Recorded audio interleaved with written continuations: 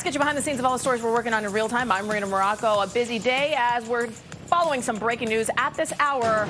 Kentucky Senator Mitch McConnell discharged from the hospital, a rehabilitation center. The office says he will continue to now recover at home. The 84-year-old has been absent since his hospitalization 7 weeks ago. No word on when he could return to work at Capitol Hill. We'll, of course, continue to monitor this late breaking news here coming into the Fox 5 newsroom. But we kick off this hour with our big story out in Virginia as the governor, Abigail Spanberger, has intervened in the proposed $67 billion Dominion-NextEra merger, saying that she wants to protect taxpayers and workers as well as the Commonwealth's long-term interests.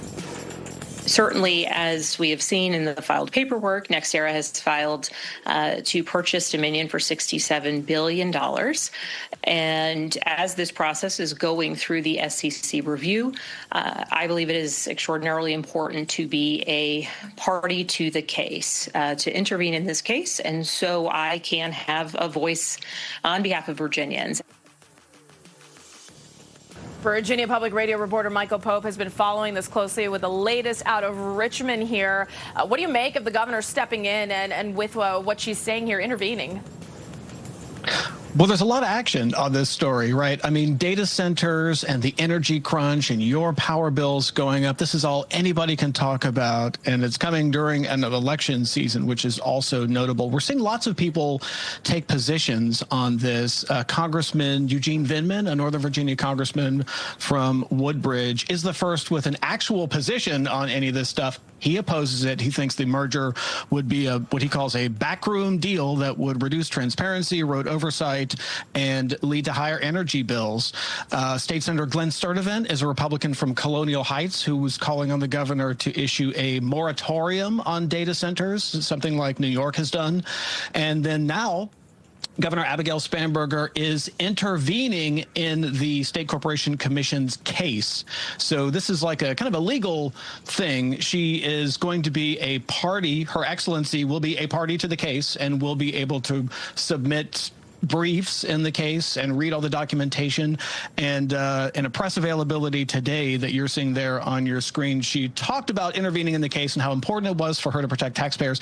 We don't have a position yet. She does not have a position yet on whether or not she approves the merger or, like Eugene Vindman, disapproves of the merger. We really don't even have a clear statement on whether or not she wants a special session to extend the timeline. Her Lieutenant Governor, Ghazala Hashmi, is calling for a special session to extend the 6-month timeline that actually the State Corporation Commission is legally required to make a decision here in mid-January.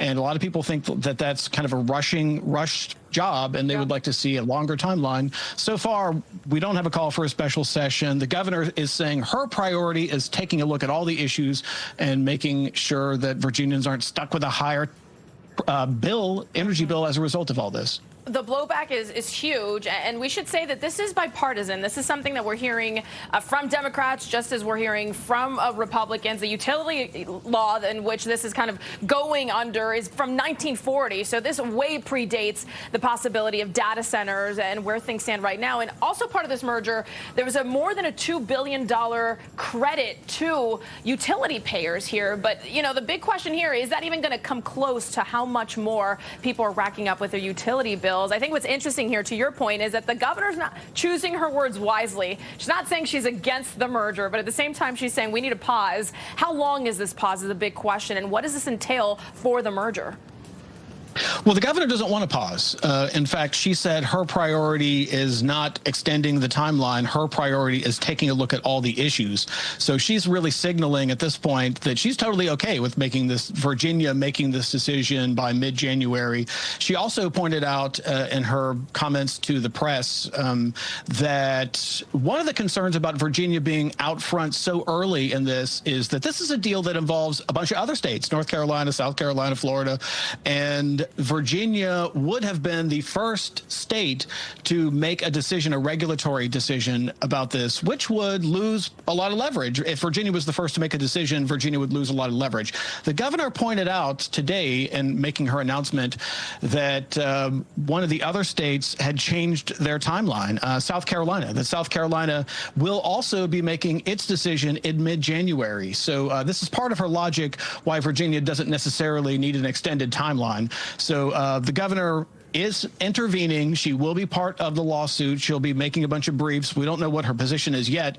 I would imagine that she plans on making that very clear by the time this decision needs to be made in mid-January. Okay, so it's not maybe technically a pause, but there's certainly intervention, and there could possibly be a reworking of the timeline. We don't know for sure if this is happening in January. We don't know for sure. As a matter of fact, there are lots of people calling for a longer timeline, including Lieutenant Governor Ghazala Hashmi. There you go. All right. So we're kind of big question mark on how this proceeds. What is Dominion saying? Have they responded to the governor? Well, I mean, Dominion, the signals we get from Dominion is that they are a party to this merger, right? So I feel like the forces around interests that would like to see this merger move forward is one of the back and forths here. So, I mean, really what it comes down to is groups like Clean Virginia. These are kind of the anti-Dominion groups. This is a group that formed to create a counterbalance to Dominion's campaign finance prowess, is that this other group would be on the other side of that.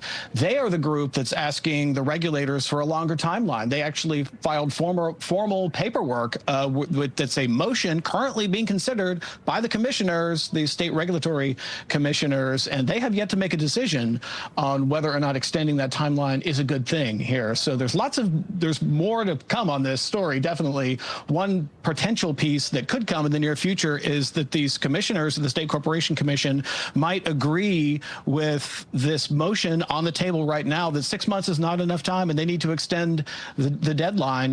That would put the governor in a position where she would need to respond to that. So right now, we're expecting a decision in mid-January, but that timeline could change. Okay. NextEra's energy stock, I'm checking it here. It's been pretty steady. So right now, despite the political blowback, the vocal resistance that's happening in Virginia, their stock seems to hold, which obviously gives us a sense that, people think that this could still go through. And like you said, the governor has not proclaimed herself one way or the other, and it seems like they're still trudging ahead, but maybe with more caution would be more of the appropriate word. Michael Pope. And that NextEra, it's important to point out, NextEra is a Florida-based business here. I mean, one of the arguments against this is that our ratepayers, our consumers of electricity here in Virginia, are going to be taking answers from a corporate headquarters in Tallahassee. Yeah.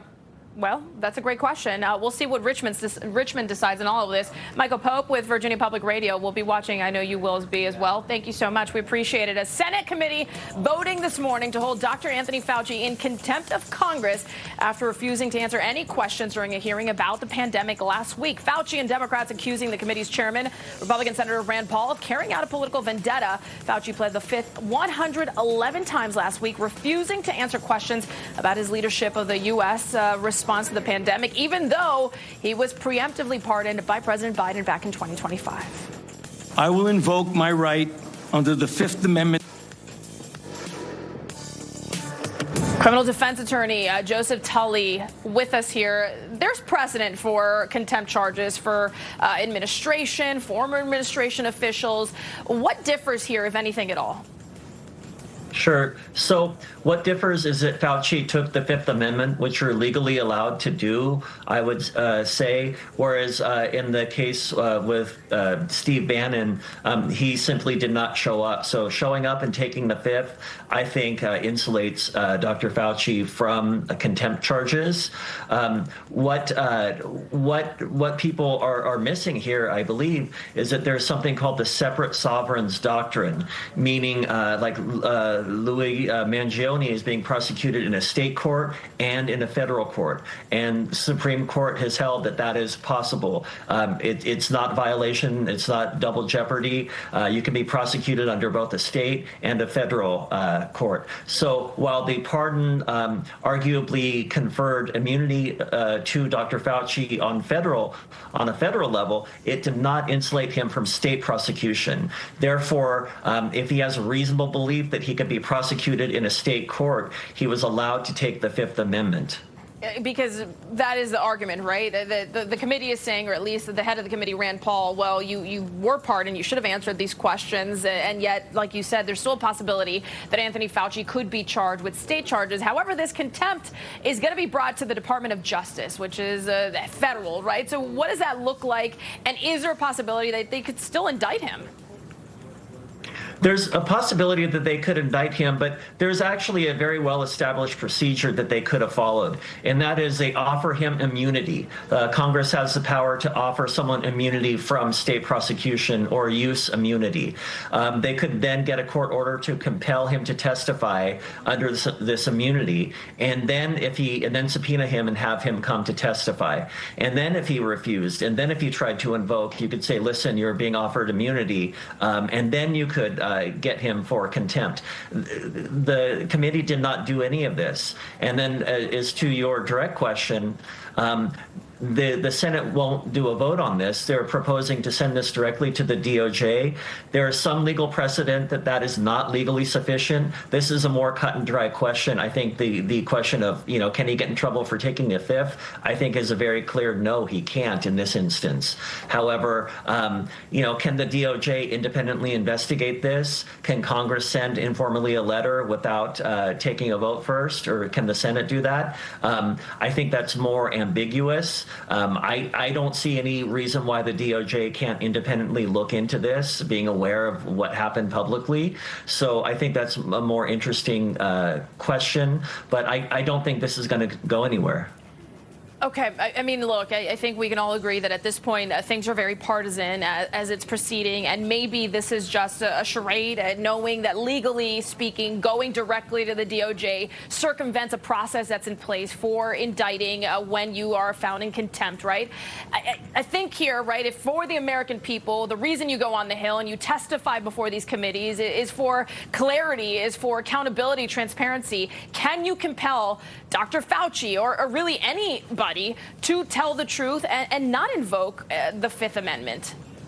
Yes, and that is by doing this procedure that Congress has done many, many, many times. There's clear law for it. You offer immunity. It's use immunity. And you say, listen, anything that you testify to can't be used against you in any state or federal court proceeding. And then when you have immunity, then you're no longer allowed to take the Fifth Amendment because you're not subject to criminal prosecution.